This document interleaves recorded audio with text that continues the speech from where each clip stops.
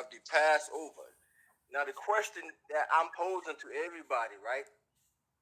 Did the Messiah, did he keep the Passover? Did he endorse the Passover? So that is the question today, and we're going to lay the evidence on the table today and prove and show through scripture, through history, through our witnesses, that he did not keep the Passover, nor did he endorse the Passover. And that is one of the main reasons why God had the Romans destroy Jerusalem in the first place, and the temple.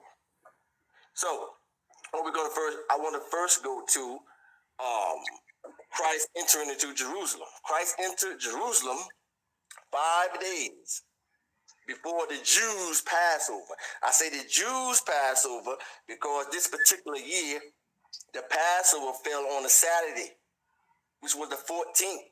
Now, because the Passover fell on a Saturday, what happened is the Jewish authorities, they decided to have the Passover on that Friday because they did not want to host the Passover on Shabbat day, that Saturday.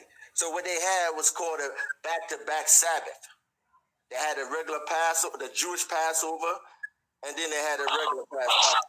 All right, my question would be, how do you know it's Saturday? And how do you know the Shabbat falls on Saturday? There's no scripture that says that the Shabbat falls on a Saturday. So you guys, y'all, your information, I'm trying to help you guys out because I don't believe in keeping the feast days. Now I feel like that's pagan. There's a lot of paganism going on within the Israelite community. Believe the scripture saying that that the feast days will be no more. He'll make us so we won't have a memory of our history of our feast days, or when celebrated we won't know because we're in captivity. That until we come out of the captivity, that's when we begin to start celebrating the feast days. That's what I remember according to scripture, that he will take away our feast days, and I'll bring the scripture up if I can recall it, if I see it. But that's what I remember. So you guys gotta, when you say it falls on Saturday, there was no Saturday in those times, all right, F.O.P.E. So I'm trying to help you guys out, but come on. They had back-to-back Sabbath, okay? Because the Passover is also considered to be a Sabbath, a rest day, okay? So let's go to um, Exodus 12 and 3, real quick. Exodus 12 and 3, and the first person get there, they can read it, right? Again, Christ entered Jerusalem 5 days before the Passover. In fact, somebody get me Exodus 12 and 3, but before that, somebody get me John 12 and 12. John chapter 12, verse 12. Christ entered Jerusalem 5 days before the Jews' Passover, which was the 10th.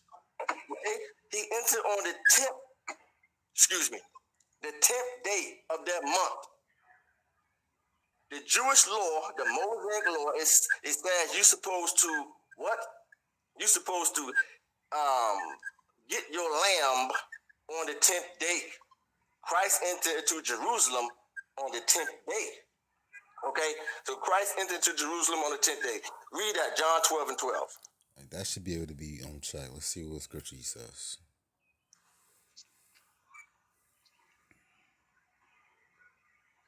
John chapter 12 and verse 12.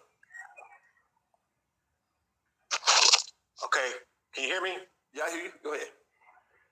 All right, John 12, verse 12. Mm-hmm. On the next day, much people that were come to the feast, when they heard that Yahusha was coming to Jerusalem. 13. Go ahead.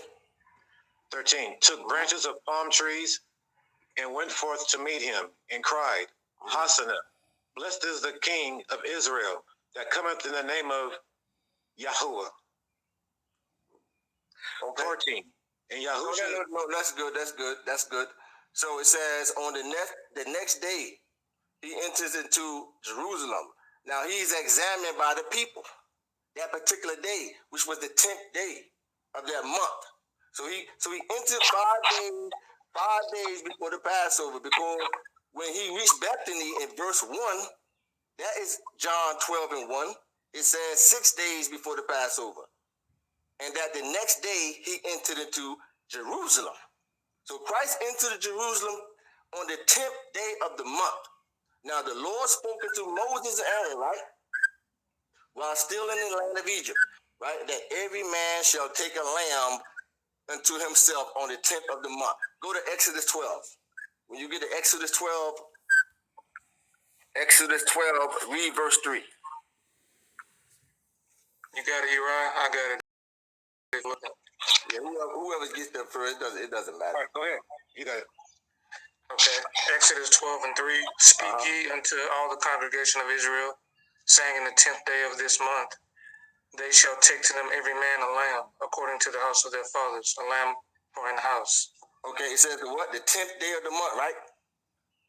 Christ entered into Jerusalem, folks, on the 10th day. He was examined by the people when he entered as that unblemished lamb. Okay, I still haven't heard the verse where he entered in the 10th day. If you want to go back to John, in the verse, in chapter verse that you said, there was no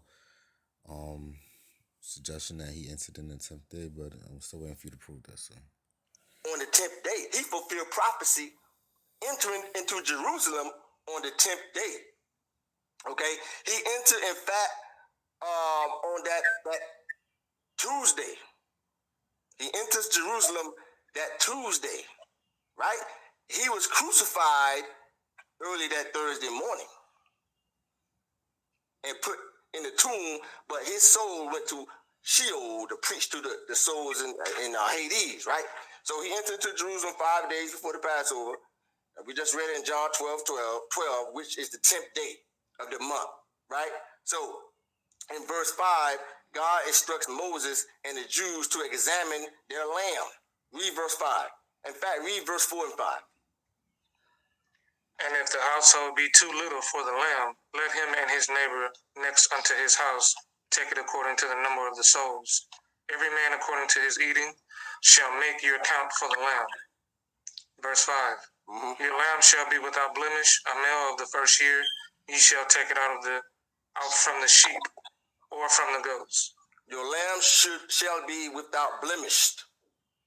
And it says you should take that lamb on the 10th day and hold it up until the 14th day. The regular Passover, according to the law of Moses, it fell on the Saturday at 14th. So again, what the Jewish authorities did, they decided to hold the Jews' Passover that Friday. Okay? So one more time. Christ entered into Jerusalem 5 days before the Passover, on the 10th day of that month, as the lamb without blemish. Okay? Also examine. Alright, so this right here is TDOC, man. You see what F.O.P.E said about Yahweh Shah keeping the Passover. He's saying that Yahweh Shah did keep the Passover. So we're gonna hear what he has to say, alright? And the blood shall be to you for a token upon the houses where you are. And when I see the blood, I will pass over you, and the plague shall not be upon you to destroy you, when I smite the land of Egypt. And this day shall be unto you for a memorial, and you shall keep it in a feast. Now, if you see this brother TDOC, and he happens to be looking directly at the camera when I'm making a statement, and I want you to look me in my eyes, brother, when I say this shit. I want you to look directly in my eyes. That all of those hand movements you're doing, like you got your finger pointed at your the side of your head, that's saying that you're in the know. Okay, that means that you're part of this. You're in the know. You're part of this carnal society. Okay, I see all of the hand gestures, and I see you got the Israelite flag in the background in a lot of your videos. You understand that the blue and white stripe symbolizes pedophilia according to my knowledge. But when I see the blue and white stripe, I automatically think of pedophiles. And let's go for if you guys notice going to swimming pools and shit like that, Especially out here in Long Island, you might see some swimming pools. Look at the blue and white umbrellas hanging up and shit like that. In my opinion, that's a clear indication of pedophilia, but that's just my feeling, all right? Whenever I see blue and white stripes, I immediately think of pedophilia, all right? That's just my 2 cents in. I'm telling you, this guy TDOC, he has a lot of hand gestures that he uses that I pay attention to, a lot of terms that he uses.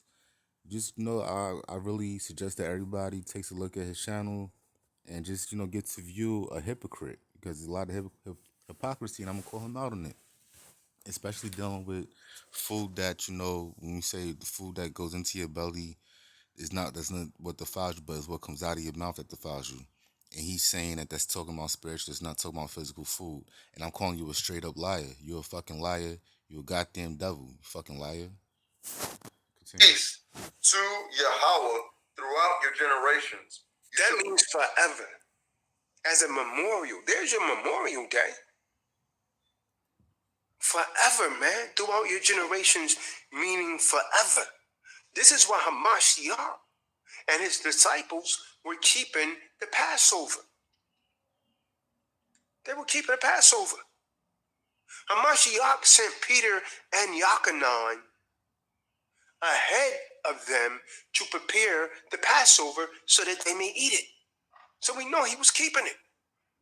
That's what the Last Supper was about. And you're hearing him saying that they kept the Passover, correct? So this is the conflict and issue within Israel. This is what I'm dealing with. All right, this is not it's not good at all. You have two people claiming the name and identity, and they have two different histories. That's a fucking issue. All right. To let you know what I'm saying is true, if you remember when Hamashiach was dipping the bitter herbs into that salt water, he said, whoever dips into the dish the same as me shall be the same that betray me. That was Judas. We didn't even keep that part, though we should have done it. But people was not in the proper attire, man. As thus saith the Most High, man, because a man is supposed to be the high priest of his family, so he should have had on a nice garment, man. If he's getting ready to go to a job interview, I bet you would have came, right? You getting ready to go to impress Esau, you would have had on his Masonic tie and all of that. Nice suit. But you can't get right for the Most High. And Raymond, he didn't even show up. With no logical reason other than, man, I don't want to be waiting in no airport. All right, Negro, Most High got something for you, man. Most High's going to put some stuff in your life, man. Go ahead, read, General Yashipin. And a plague shall not be upon you to destroy you when I smite the land of Egypt. And sorry. Oh no, I'm in the right spot. 14. And this day shall be unto you for a memorial. You shall keep it a feast unto Yahweh throughout your generations. You shall keep it a feast by an ordinance forever. I'm gonna hit you with something. The women at the Passover, if you're keeping it at home, your wife is supposed to clean the entire home to make sure that there's no leaven in that home. The women where we were, the women were supposed to be doing all that cleaning and everything. That's their duty, man, that the Most High give them, man. The women were supposed to be doing that. The man is supposed to be honored. I know you don't like this, Eve, but that's how you properly keep the Passover. The Eves were supposed to be doing that, man. The women were supposed to be totally, you understand what I'm talking about? The husband is supposed to then certify that they clean good enough. That's the order. See, the Most High has an order in everything, man. But you don't believe me? Go and check it out for yourself, man. This is somebody. I'm gonna cut y'all off right here, man. I might do a part 2 about this, but y'all gotta verify everything through scripture. I'm gonna examine these two videos again. But from my understanding, that Yahweh Shah was the sacrificial lamb for the Passover. He is the Passover, right? So he, that's from my understanding, my knowledge. I could be wrong, but when they said that Yahweh Shah didn't bring a lamb into the Jerusalem for the Passover because he was the Passover, he said himself that the people examined the lamb, make sure it was unblemished. So that's just my take from it. Y'all can say whatever y'all want, but I'll do a part 2 or part 3 about this. All right, shalom.